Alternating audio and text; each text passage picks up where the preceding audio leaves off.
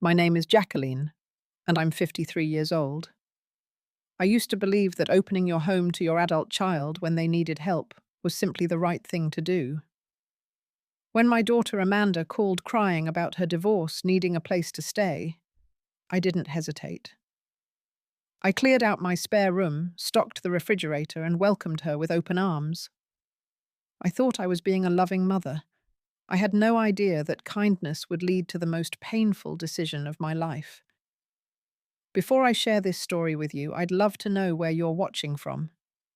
Please hit that like button if you've ever had to make a tough decision about family boundaries, and don't forget to subscribe, because the journey I'm about to take you on will show you exactly what happens when love meets limits. Life had been good to me for the past 8 years since my divorce from Amanda's father. I'd built a peaceful existence in my cozy 3-bedroom house in Denver, Colorado. The mortgage was nearly paid off.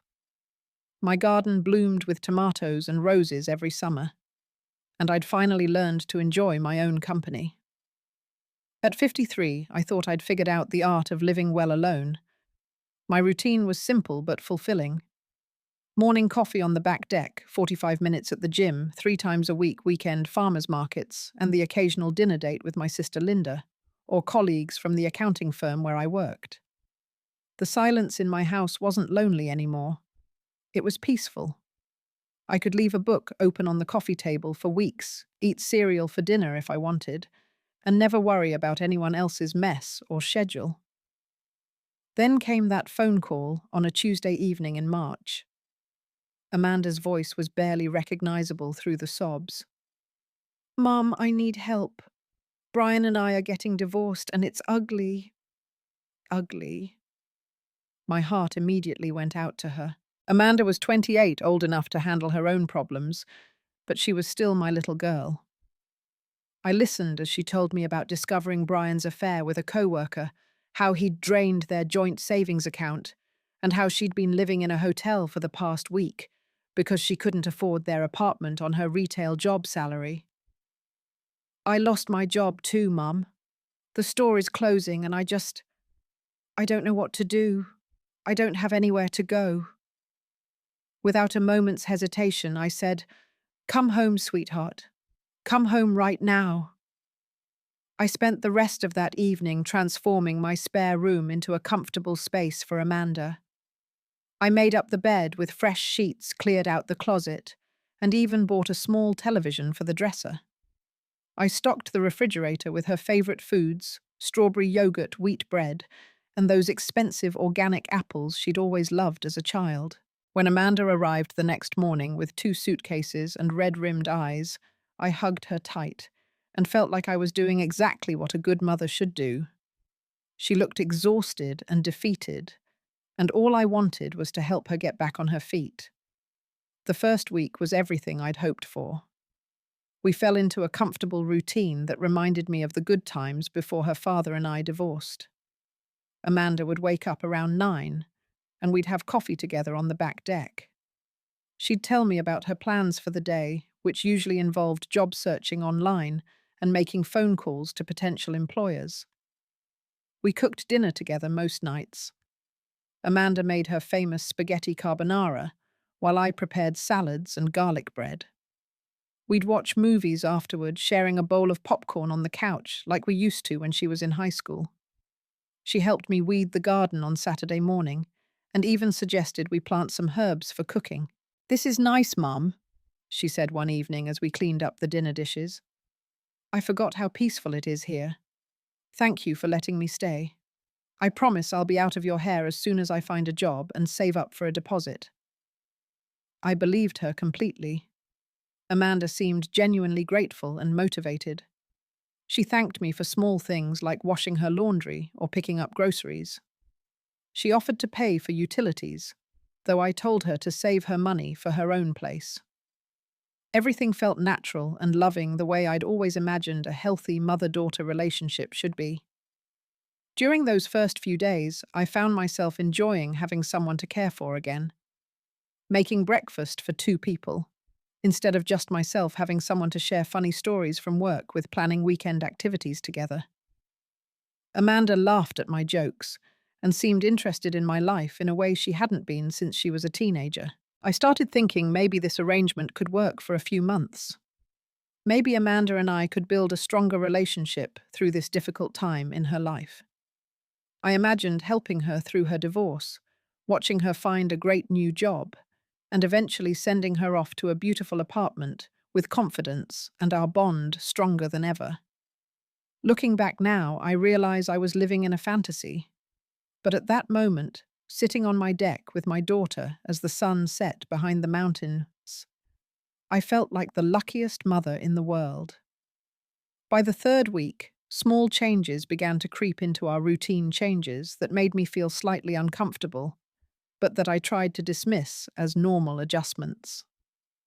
Amanda started sleeping until noon, then 1 o'clock in the afternoon. When I gently mentioned that most businesses conducted interviews during morning hours, she'd shrug and say she'd been up late researching companies online. Her job search seemed to consist mainly of scrolling through websites while watching television, and I noticed she rarely printed out applications or made follow-up phone calls. The first red flag appeared when Amanda's friends began visiting. Tyler, her new boyfriend, showed up on a Thursday afternoon. I came home from work to find them laughing loudly in the kitchen, surrounded by empty beer bottles. Tyler was tall and lanky, with multiple tattoos covering his arms and a scraggly beard that made him look younger than his 26 years. "Mum, this is Tyler," Amanda said, not bothering to get up from her chair. "Tyler, this is my mum, Jacqueline." Tyler nodded in my direction, but didn't offer to shake hands or even make eye contact. Instead, he opened another beer from my refrigerator without asking. "Nice place," he said, looking around my kitchen like he was appraising it. That weekend, Amanda's friends Jessica and Madison joined them for what turned into an impromptu party. Music pumped from my living room until nearly 2 in the morning. I came downstairs twice to ask them to lower the volume, reminding them that I had work in the morning. "Sorry, Mom," Amanda called out over the noise. "We'll keep it down." But the music stayed just as loud. I lay in bed listening to laughter and conversation that grew more raucous as the night wore on, wondering when my quiet home had turned into a college dormitory. The next morning I discovered beer bottles in my garden cigarette butts on my back deck and a mysterious stain on my beige carpet that no one could explain. When I asked Amanda about it, she became defensive. "Mum, I'm 28, not 16. I can handle my own social life. It was just a few friends over to watch a movie. A movie that required music loud enough to wake the neighbors." "You're being dramatic. Mrs. Henderson from next door didn't complain." But Mrs. Henderson had complained, calling me at work the following Monday to politely mention that she'd lost sleep over the weekend. I apologized profusely and promised it wouldn't happen again. During our first real conversation about house rules, Amanda's attitude shifted in a way that caught me off guard. I suggested that overnight guests should be discussed beforehand and that parties should end by 11 on weeknights. "This is temporary, Mum. I'm not planning to throw rages every weekend. We were just blowing off steam. I'm going through a divorce. Remember, I think I deserve to have a little fun with my friends." Her tone carried an edge I hadn't heard before, a hint of entitlement that made me pause. But she was right about one thing. She was going through a difficult time, and I wanted to be supportive, not controlling. "I understand you need to decompress, sweetheart. I just need some basic consideration since we're sharing the space." "Of course, I totally get it." The following week, I found marijuana residue in an ashtray on my coffee table, and several bottles of expensive wine in my refrigerator that I certainly hadn't purchased. When I asked Amanda about them, she claimed Tyler had brought them as a thank you gift for my hospitality. "He's trying to be respectful, Mum. He knows you're doing us a favor." But Tyler's version of respect seemed to involve treating my house like his own. I'd come home to find him making sandwiches in my kitchen, watching my television, and once taking a shower in my bathroom while Amanda was out running errands. The job search, meanwhile, appeared to have stalled entirely. Amanda spent most days on the couch with her laptop. But whenever I glanced at her screen, she was on social media or shopping websites, not employment sites. "How's the job hunting going?" I'd ask during dinner. "It's tough out there, Mum. The market is really competitive. But I have some leads." She never elaborated on what those leads might be, and I began to suspect they didn't exist. One evening, I called my sister Linda to vent about my growing concerns. "Jackie, you know I love Amanda, but you might be enabling her," Linda said gently. "When my kids went through tough times, I helped them, but I set clear expectations and deadlines. I don't want to kick her while she's down. The divorce was traumatic." Of course it was. But trauma doesn't excuse taking advantage of your generosity. You've given her a safe place to land. Now she needs to start walking on her own. That conversation stayed with me for days. I decided to give Amanda a little more time to find her footing, hoping that her behavior would improve naturally as she healed from her divorce. I wanted to be the understanding, supportive mother I'd always tried to be. But deep down, I was starting to realize that the daughter who had moved into my house wasn't the same person who had called me crying 3 weeks earlier. Something had shifted, and I couldn't quite put my finger on what it was. The second month of Amanda's stay brought changes that I could no longer ignore or rationalize away. The grateful, motivated daughter who had arrived at my doorstep had been replaced by someone I barely recognized. Amanda's daily routine now consisted of waking up around 2 in the afternoon, eating whatever she could find in my refrigerator, and positioning herself on my couch for marathon television sessions. The laptop that was supposed to be used for job searching became a prop for Netflix binges and online shopping sprees that I couldn't understand how she afforded. Tyler had essentially moved in without any discussion. His clothes hung in Amanda's closet, his toiletries crowded my bathroom counter, and his motorcycle took up space in my driveway. He'd nod at me when our paths crossed, but otherwise acted like I was an unwelcome intruder in my own home. The grocery situation became absurd. I'd buy food for the week on Sunday, and by Wednesday my refrigerator would be nearly empty. Expensive items disappeared first. The organic yogurt artisan cheese and specialty coffee I bought for myself would vanish, while cheap alternatives appeared that I hadn't purchased. My utility bills started arriving with numbers that made me dizzy. The electric bill nearly doubled from constant air conditioning use, multiple gaming systems running simultaneously, and lights left on in every room. The water bill skyrocketed from Tyler's 30-minute showers and Amanda's daily bubble baths. But the breaking point came on a Friday afternoon when I decided to leave work early with a migraine. I drove home looking forward to some quiet time and maybe a nap before dinner. Instead, I walked into a house filled with smoke and loud voices. Tyler sat at my kitchen table with 2 men I'd never seen before, and all 3 were smoking marijuana from an elaborate glass pipe. Empty beer bottles covered my counter, and the air was thick with smoke that made my eyes water immediately. "What the hell is going on here?" I demanded, my migraine instantly forgotten in the face of my fury. Tyler looked up casually, as if I'd just asked about the weather. "Hey, Mrs. Thompson. Just hanging out. This is my house, and I will not tolerate illegal activities here." Amanda appeared from the living room, slightly unsteady on her feet. "Mum, you're home early. We thought you were working late." "That doesn't matter. I specifically told you no drugs in my house." "God, Mum, you're so uptight. It's just weed." "Everyone does it. It's practically legal." The casual dismissal of my rules, the complete disrespect for my home, and the entitled attitude in her voice triggered something in me that I hadn't felt in years. Pure, righteous anger. "Get them out. Now." "Mum, you're being ridiculous." "Get them out now." Tyler's friends shuffled out quickly, mumbling apologies.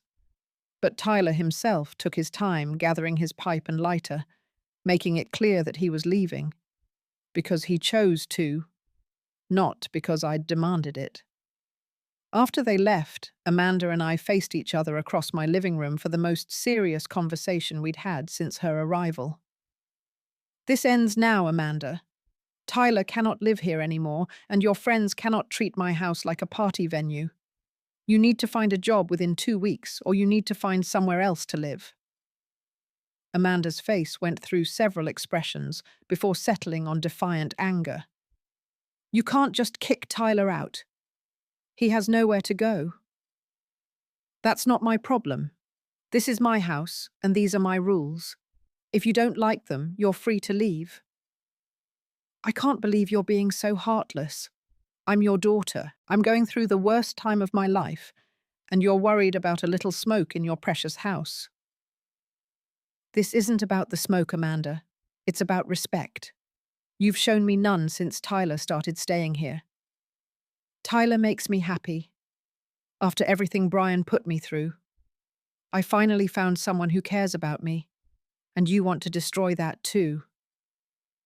The argument continued for over an hour. Amanda cried, yelled, and tried every manipulation technique she'd perfected over the years.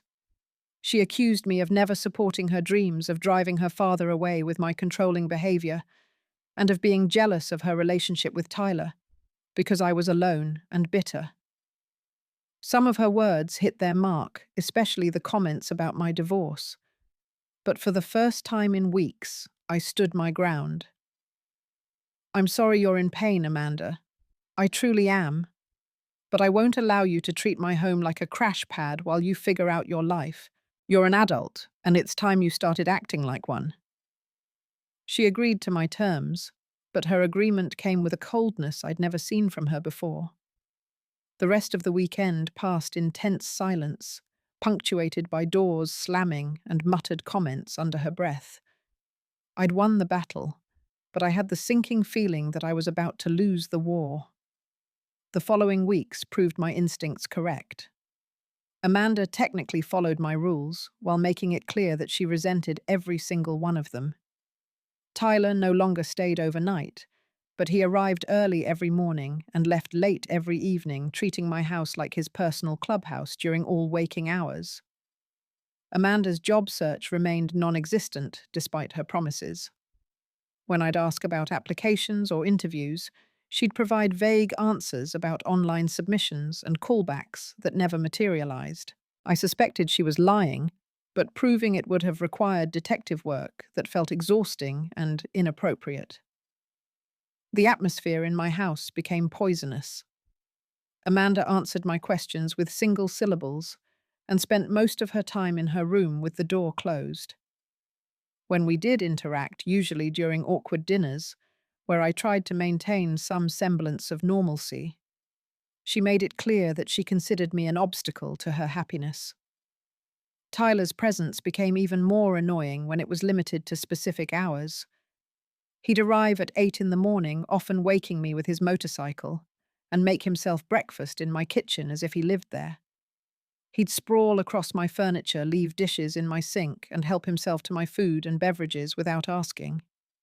But the real crisis came on a Saturday morning that I'll remember for the rest of my life. I'd worked late Friday night, finishing quarterly reports at the office, and slept until almost 9. As I stumbled toward my kitchen for coffee, still in my pajamas and fuzzy slippers, I stepped into a war zone. Empty beer bottles covered every surface in my living room. My white couch, the one I'd saved for 6 months to buy, had dark stains across the cushions that looked like red wine, or worse. My coffee table was overturned, and someone had apparently knocked over a plant, scattering soil across my hardwood floor. The television screen showed a spider web of cracks across the center, making it unwatchable. Picture frames had been knocked off the mantel, and one of my grandmother's antique vases lay in pieces near the fireplace. As I stood surveying the damage, my fury building with each new discovery, I could hear laughter and conversation coming from Amanda's room. She and Tyler were apparently still asleep, completely unaware that they'd destroyed my living space. I marched to her door and pounded on it hard enough to rattle the frame. Amanda, get out here right now. The conversation inside stopped abruptly, followed by several minutes of whispered discussion and movement. Finally, Amanda opened the door wearing one of Tyler's t-shirts and a guilty expression that she quickly replaced with annoyance. Jesus Christ, Mum. Can't you see I'm hungover? What's your problem? My problem. Look around. Look at what you've done to my house. She followed me to the living room, Tyler trailing behind in his boxer shorts, and for a moment I saw genuine shock in her eyes as she took in the destruction. Oh, yeah, that got a little out of hand last night. A little out of hand, Amanda. You've destroyed thousands of dollars worth of furniture and electronics. Tyler scratched his stomach and yawned. Sorry about your TV, Mrs. Thompson. I tripped carrying some beers. I'll totally pay you back when I get a job. The casual way he delivered this obviously empty promise, while standing half naked in my living room, surrounded by destruction, was the final straw. No, Tyler. You won't pay me back because you're leaving. Today. And you're not coming back. Mum, you can't just… Yes, Amanda, I can. This is my house and I'm done. Tyler needs to leave and you need to find your own place within 30 days. This arrangement isn't working. What followed was the ugliest fight Amanda and I had ever had, and that's saying something considering our history. She screamed about my lack of understanding, my selfishness, and my failure as a mother. She brought up every mistake I'd made during her childhood, every time I'd disappointed her, and every grievance she'd apparently been storing up for years. You've never been there for me, Dad left because of you, and now you're kicking me out too. You're just like him when things get difficult. You run away. I'm not running away, Amanda. I'm setting boundaries that should have been set weeks ago. Boundaries? You mean punishment. You can't stand to see me happy with Tyler, so you're sabotaging my relationship, just like you sabotaged your marriage. Her words cut deep, because they contained just enough truth to sting. My marriage to her father had ended partly because of my need to control every situation, to fix every problem before it became serious. But this situation was different, and I knew it. The argument escalated until Amanda was screaming at the top of her lungs, while Tyler stood behind her, occasionally adding his own commentary about how unreasonable I was being. Neighbors had probably heard every word, which embarrassed me almost as much as the destruction of my living room. Finally, Amanda's rage reached its peak. I hate you. I hate this house. Get out of my room. Get out of my life. Go away or I'll call the police. The words hung in the air between us like a slap. Tyler and his friends from the night before, who had apparently been hiding in the basement, all stared at us with wide eyes. Amanda's chest heaved with fury, her face red and streaked with tears of anger. For a long moment, I stood frozen in my destroyed living room, looking at my daughter as if I was seeing her clearly for the first time in months. This wasn't grief or trauma talking anymore. This was who she'd become, or maybe who she'd always been beneath the surface. I walked calmly to the kitchen counter where I'd left my purse the night before, pulled out my cell phone and began scrolling through my contacts. Fine, I said quietly. You want me to go away? I'll go away. But instead of calling the police as she'd suggested, I called someone else entirely. My fingers found David Morrison's number in my contacts, and I pressed call before I could second-guess myself. David had been my realtor when I bought this house 8 years ago, and I knew he'd remember me. David, this is Jacqueline Thompson. I need to sell my house. How soon can we meet? Amanda's face went from furious red to shocked white in the space of that single phone call. Tyler stopped mid-sentence in whatever he'd been saying to his friends, and the entire room fell silent, except for David's voice coming through my phone speaker. Jacqueline, good to hear from you. Sell your house. Is everything okay? Everything's fine. I just need a change. Can you come over this afternoon to do a market analysis? Absolutely, I can be there by 3 o'clock if that works. Perfect. I'll see you then. I hung up and looked around the room at the stunned faces staring back at me. You're bluffing, Mum. You won't actually sell this place. Where would you even go? I didn't answer her. Instead, I walked to my bedroom, changed into work clothes, and began the methodical process of cleaning up the disaster my living room had become. I picked up beer bottles, vacuumed soil from the floor, and moved the broken vase pieces to the trash. Amanda followed me around, alternating between disbelief and panic. Mum, you're being crazy. You can't just sell your house because you're mad at me. This is where you live. This is your home.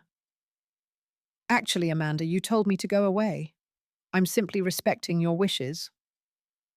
Tyler tried to interject with some comment about how this was all a misunderstanding, but I ignored him completely. His opinion on my life decisions was less than worthless to me at that point. When David arrived that afternoon, professional and confident in his navy suit, Amanda and Tyler were forced to disappear into her bedroom while we conducted business. David walked through each room, taking photos and making notes, completely oblivious to the domestic drama that had necessitated his visit. Your house is in good shape, Jacqueline. The market in this neighborhood is strong right now. I'd estimate a listing price around $485,000, maybe $490 if we stage it properly. How quickly could it sell? At the right price. 3 to 4 weeks, maybe less. There's high demand for houses in this size range and location. We scheduled the staging appointment for the following Tuesday and the photography session for Thursday. David promised to have the listing live by Friday morning. That evening, after David left with a signed listing agreement in his briefcase, Amanda tried a different approach. Mum, I'm sorry about this morning. I was hungover and stressed and I said things I didn't mean. Don't sell the house, please. We can work this out. I was sitting at my kitchen table researching apartment complexes on my laptop, and I looked up at her with what I hoped was a neutral expression. Can we, Amanda? Can we really work this out? Yes, I'll get a job this week, I promise. And Tyler will find his own place. We'll pay for the damages to the living room. Everything will go back to normal. Normal was over the moment you told me to get out of my own house. I didn't mean it literally, I was just angry. I know you didn't mean it literally, but you meant it emotionally, and that's what matters. She started crying. Then, not the angry tears from our fight, but genuine distress that might have moved me a few weeks earlier. But I'd seen too much of who she really was to be swayed by tears anymore. The staging company arrived Tuesday morning with furniture and artwork designed to make my house appeal to potential buyers. They rearranged my rooms, replaced my personal photos with generic art, and transformed my home into something that looked like it belonged in a magazine. Amanda watched the process with growing desperation, following me from room to room as workers moved my belongings into storage boxes. This is insane, Mum. You're destroying our family over one fight. I'm not destroying anything, Amanda. I'm setting myself free. The first showing was scheduled for Saturday morning, which meant Amanda and Tyler had to be out of the house from 10 until noon. They left reluctantly, Tyler grumbling about having nowhere to go. Amanda shooting me accusatory looks as they drove away on his motorcycle. 3 families toured the house that first weekend. 2 made offers on Sunday evening, one for $470,000 and another for $475,000. I counted both at $480,000, and the second family accepted immediately.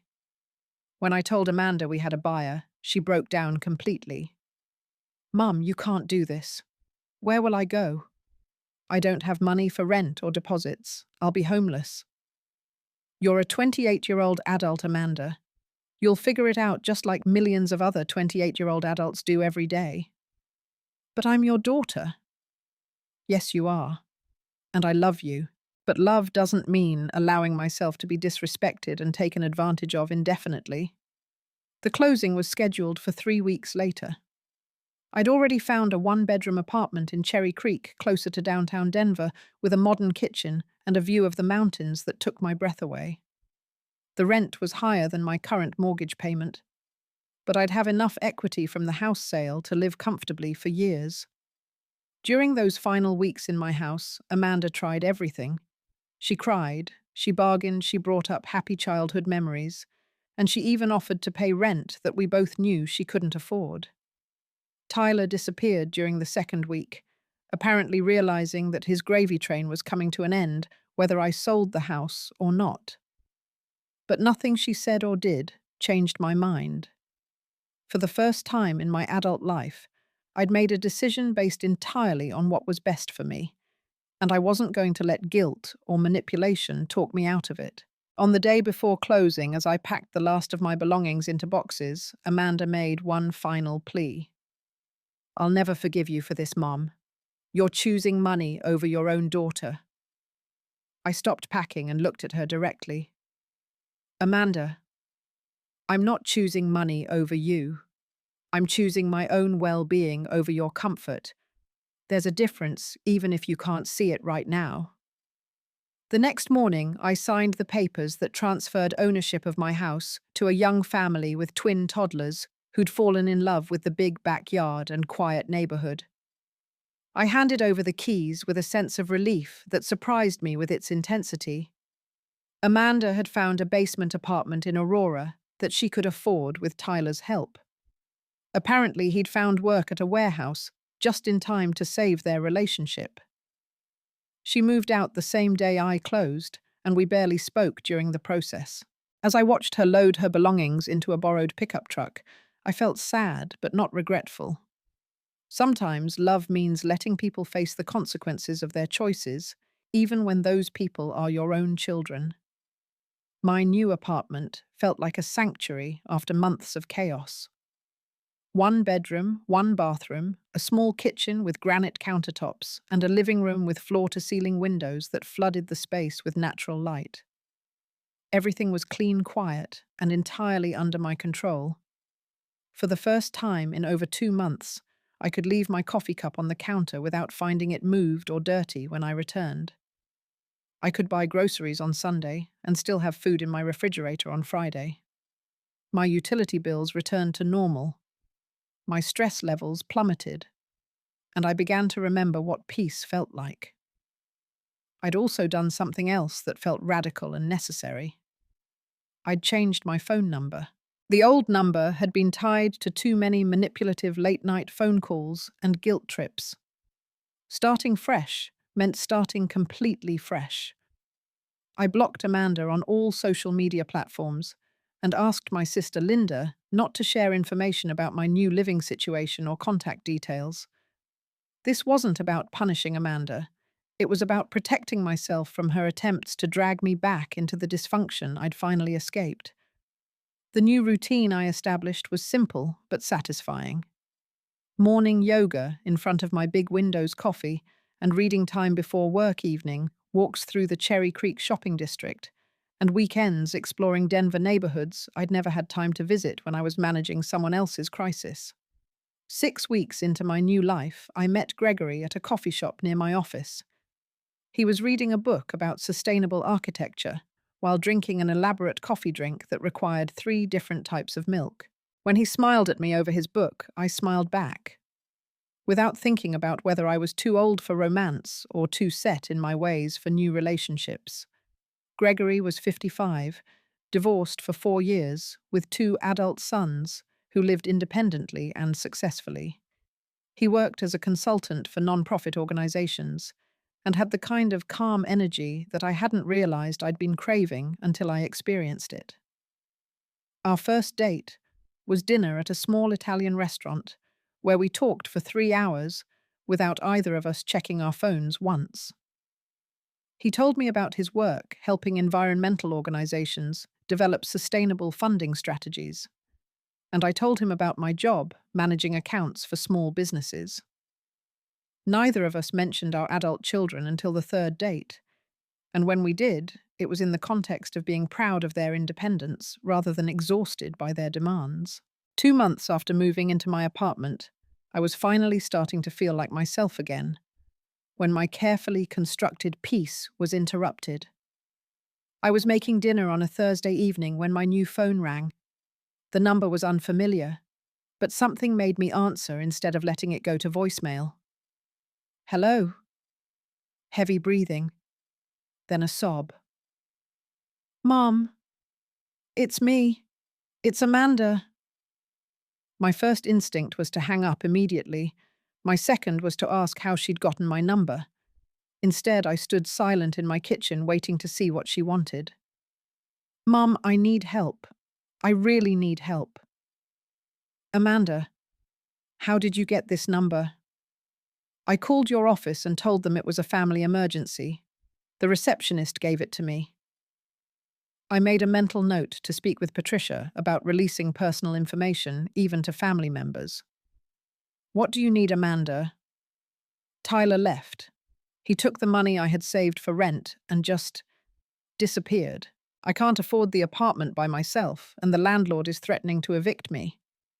I lost my job at the department store because I missed too many shifts. I don't have anywhere to go. I'm sorry to hear that, Amanda. Silence on the other end, as if she was waiting for me to offer solutions. Mum, I was wrong before, about everything. I know I treated you badly, and I know I took advantage of your generosity. I've learned my lesson. Can I come stay with you just until I get back on my feet? No, Amanda, you can't. What do you mean, no? I mean, no. You cannot come stay with me. But I'm your daughter. I don't have anywhere else to go. What am I supposed to do? You're a 28-year-old adult, Amanda. You'll figure out what you're supposed to do the same way other adults do when they face difficult situations. I can't believe you're being this cold. I'm practically homeless, and you won't even help your own daughter. Amanda, I'm not cold. I'm unavailable for this kind of arrangement. Unavailable? What does that even mean? It means I'm no longer available to rescue you from the consequences of your choices. I'm no longer available to have my home destroyed by your boyfriends. I'm no longer available to be disrespected and taken advantage of by someone who claims to love me. Her crying became more intense. I'm different now, Mum. Tyler leaving taught me a lesson. I know I was wrong before, but I'll be respectful this time. I'll get a job immediately, I'll pay rent, I'll follow all your rules. Amanda, even if you meant all of that, which I doubt the answer would still be no, I've moved on with my life. Moved on? What do you mean, moved on? I mean, I have a new apartment, a new phone number, and a new life that doesn't include managing your crises. I suggest you contact social services or look into transitional housing programs. There are resources available for people in your situation. Resources? You want me to go to some homeless shelter instead of staying with my own mother? I want you to take responsibility for your own life instead of expecting me to solve your problems. She tried different approaches over the next 20 minutes. Guilt about abandoning family reminders of how I'd benefited from help during my own divorce, promises about changed behavior, and eventually direct anger about my selfishness and cruelty. None of it moved me.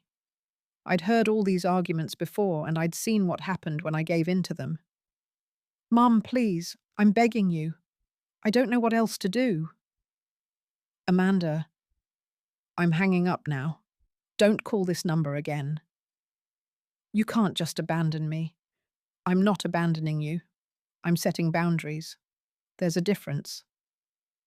I ended the call and immediately blocked the number she'd called from. The phone rang again 10 minutes later from a different number. This time I didn't answer. It rang 5 more times that evening from various numbers, and I blocked each one without listening to the voicemails. The next day, my sister Linda called. Jackie, Amanda called me crying. She says you refused to help her when she's practically homeless. That's correct. Don't you think you're being a little harsh? She's learned her lesson. Linda Amanda hasn't learned anything except that her old manipulation tactics don't work on me anymore. If she'd truly learned a lesson, she wouldn't be calling me to fix another crisis. But she's your daughter. Yes, she is. And I love her. But I love myself too, and I'm not going to sacrifice my own well-being to enable her self-destructive behavior. Linda tried to argue with me for a few more minutes, but I could tell her heart wasn't really in it. She'd seen Amanda's behavior over the years, and while she wanted to believe in redemption and second chances, she understood why I'd reached my limit. December came and went without any further contact from Amanda. I spent Christmas with Gregory and his family, including his 2 sons and their girlfriends. It was a quiet, adult celebration, with interesting conversation, good food, and no drama whatsoever. I realized I couldn't remember the last time I'd enjoyed a holiday so thoroughly. On New Year's Eve, as Gregory and I watched fireworks from the rooftop of my apartment building, I felt a sense of completion that had nothing to do with anyone else's approval or gratitude. For the first time in my adult life, I was living entirely for myself, and it felt wonderful. 1 year later, I barely recognized my own life. The promotion to senior accountant came with a salary increase that allowed me to save money for the first time in years. My apartment remained a peaceful sanctuary where I could read entire books without interruption, cook elaborate meals for one person, and sleep soundly without worrying about who might be damaging what in my living room. Gregory and I had developed a relationship that felt both comfortable and exciting. We traveled together on weekends, exploring small towns in Colorado and Utah. We attended concerts and art exhibits, cooked dinner together twice a week, and maintained our own separate spaces, without any pressure to combine our lives before we were ready. My friendship with Linda strengthened once she stopped trying to mediate between Amanda and me. We had lunch every few weeks and went shopping together without our conversations being dominated by family crisis management. I also developed closer relationships with colleagues at work, particularly Margaret, who had gone through something similar with her own adult son. 6 months after our last phone conversation, I received an email from Amanda.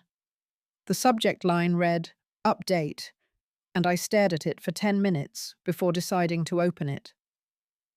Mum, I wanted to let you know that I found roommates and have a steady job at a medical office. I'm doing okay. I know you probably don't want to hear from me, but I thought you should know I'm not homeless. I also wanted to say that maybe I was wrong about some things.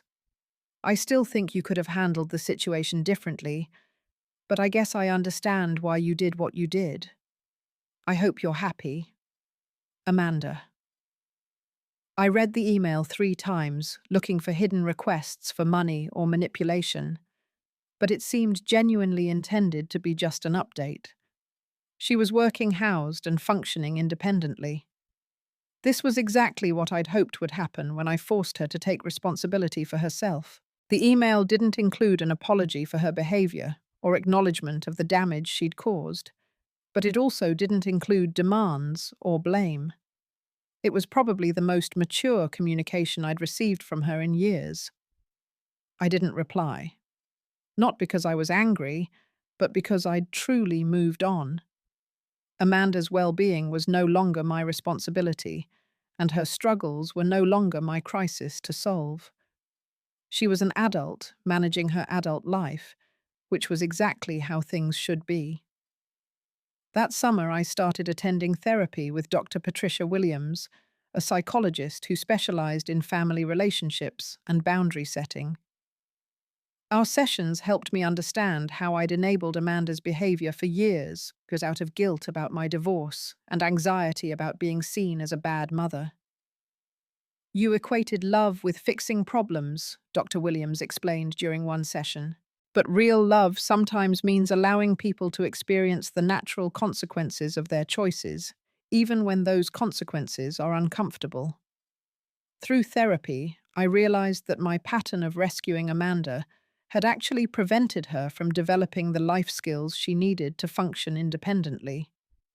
By solving her problems repeatedly, I'd kept her in a state of perpetual adolescence, where someone else was always responsible for her well-being. The kindest thing you can do for an adult child is to treat them like an adult, Dr. Williams said. That includes expecting them to solve their own problems and respecting their ability to do so. In October, I encountered Amanda by accident at the grocery store near my old neighborhood. I was there visiting Linda and had stopped to pick up wine for dinner when I saw a familiar figure in the produce section. Amanda looked different, thinner, with shorter hair and more conservative clothes. She was carefully selecting apples and checking prices, something I'd never seen her do when she was living in my house and taking my financial support for granted. We made eye contact across the produce display, and for a moment, neither of us moved. Then she walked over with her cart. "Hi, Mum." "Hello, Amanda. You look good. Happy." "Thank you. You look well." "I am. I mean, things are okay.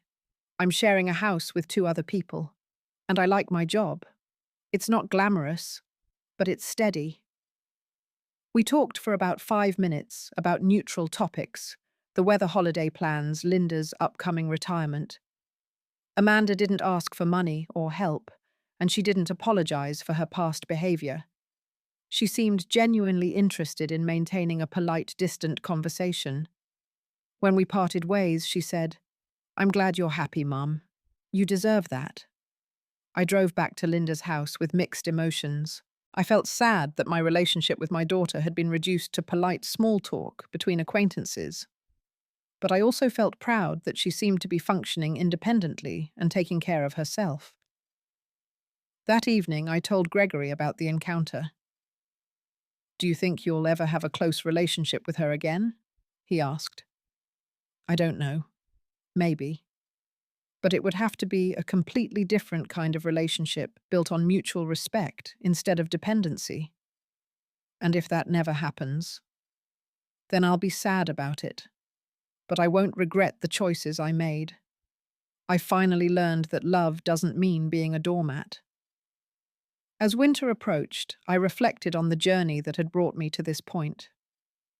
18 months earlier, I'd been a mother whose identity was built around fixing her daughter's problems. I'd equated love with sacrifice and support with enabling. Now I was a woman who understood that self-respect and boundaries weren't selfish. They were necessary for healthy relationships.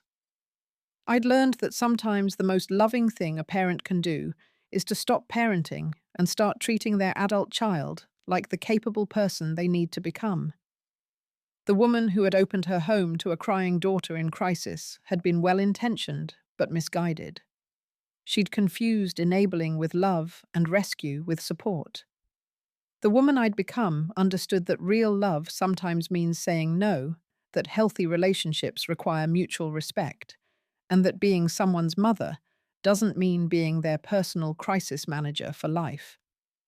On quiet Sunday mornings in my apartment, drinking coffee while reading the newspaper in perfect silence, I sometimes thought about Amanda and hoped she was continuing to build a life of her own. But I no longer felt responsible for that life or guilty about prioritizing my own. I'd learned that love doesn't mean being available for unlimited drama. Real love sometimes means walking away and allowing people to find their own strength. My daughter may never forgive me for teaching her that lesson, but I'd forgiven myself for finally putting my own well-being first.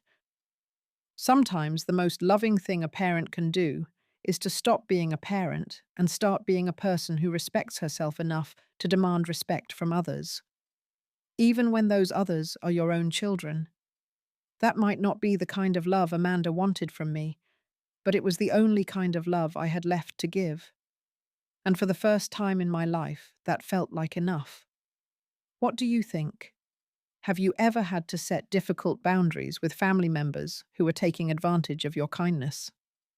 Share your story in the comments below. If this resonated with you, please hit that like button and subscribe for more real-life stories about finding strength in the most challenging family situations. And don't forget to share this video with someone who might need to hear that it's okay to put their own well-being first.